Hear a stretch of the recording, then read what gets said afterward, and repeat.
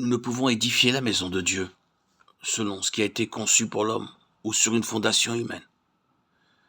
Le Seigneur Jésus seul est notre fondation.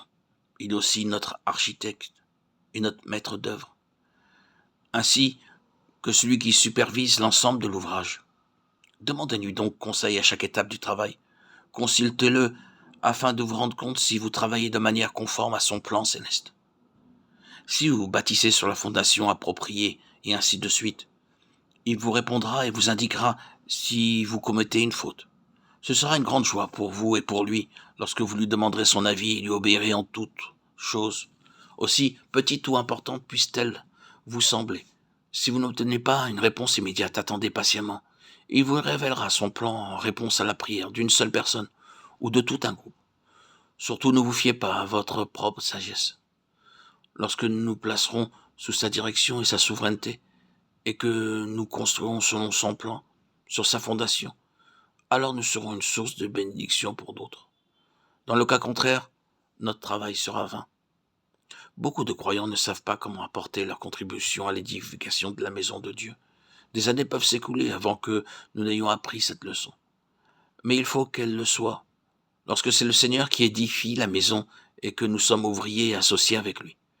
Il nous donne beaucoup d'enfants spirituels à cause de notre amour, de notre témoignage et de notre sacrifice. Comme les flèches dans la main d'un homme puissant, tels sont les fils de la jeunesse. Psaume 127,4.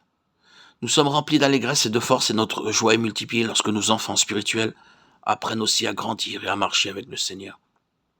L'apôtre Paul écrit aux croyants de Thessalonique: « Vous êtes ma gloire. » Il ne se souvenait plus de toutes les afflictions qu'il avait endurées au milieu d'eux.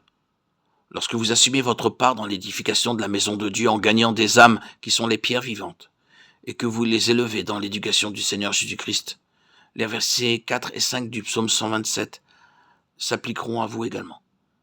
Les âmes ne sont pas toujours sauvées par des sermons. Elles le sont parfois grâce à quelques mots de témoignage ou un acte de bonté. Lorsque nous réconfortons quelqu'un qui est dans la détresse ou que nous visitons les malades, ce merveilleux Sauveur et Seigneur Jésus-Christ construit sa maison à travers nous.